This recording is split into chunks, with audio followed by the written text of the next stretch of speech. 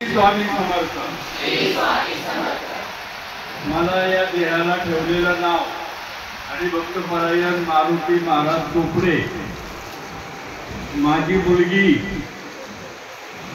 चिरंजीविका सौभाग्यवती कांता हरिभक्तपरायण भागवताचार्य भटवाडीमध्ये फेमस आहे। आम्ही 40 वर्ष भटवाडीमध्ये राहतो, मला सगळे ओळखतात।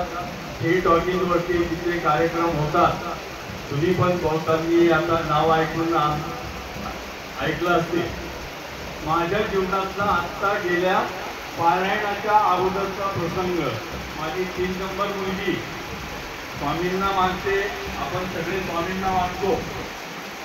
आणि गेल्या 8व्या तारखेला मला लग्नाला जायचं होतं। सकाळी आंघोळ करता करता कुठल्या अवस्थेमध्ये होतो मला काहीच माहीत पडलं नाही। नानाजी कर्म करून देवपूजेला वगैरे करत असताना नशीब स्वामींनी अवधूत नावाचा माझा मुलगा, माझ्या उशिरा कामावर जाणारा, नेहमी मी लवकर कामावर जाणारा, पण त्या दिवशी स्वामींनी त्याला घरी ठेवला आणि पूजा करता करता मला आपली येणं किंवा ब्लड प्रेशर वगैरे वाढून बेशुद्ध अवस्थेमध्ये होतो। पण माझी मुली सतत स्वामींचा, आम्ही आपण सर्व घरामध्ये ही वस्तुस्थिती आहे, सतत नाम घेता वाटचाली येते पाऊला पाऊले। आपलं प्रत्येक क्षण हा जीवनातला शेवटचा क्षण असं समजून अंतकाळी ज्याच्या नाम आले मुखा तुका म्हणे सुखा पार नाही। जेव्हा आम्ही हे असं संपूर्ण प्रवचनामधून मी सांगत असतो, तो प्रत्येक क्षण क्षणोक्षणी नामस्मरा मुक्ती सायुज्यते वरा केशी करा बापा। जेव्हा जेव्हा आपल्याला आणि संकटाविषयी मरणाची भीती बाळगायची नाही, मागे पुढे उभा राहील संभाळीचा आधी आघात निवारा। तर माझ्यावरती जो काही आघात आला होता, तुमच्या सर्वांचं दर्शन होण्यासाठी स्वामींनी मला पुनर्जन्म दिला। मी नेहमी सांगत असतो एक श्लोक, पुनर्वित्तम पुनर्मित्रम पुनर्भार्या पुनर्मही यततम सर्व पुनर्लभ्यम न लभ्यम शरीर पुन्हा पुन्हा।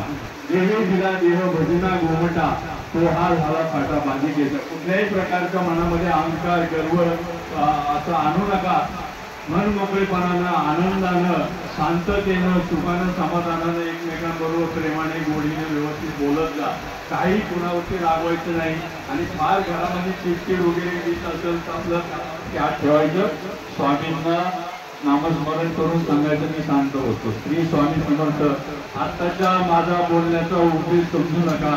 स्वामींनी मला इथं येऊन तुमच्यापर्यंत निरोप पाठवण्यासाठी मला आलेला अनुभव सांगण्यासाठी इथं बोलवतात।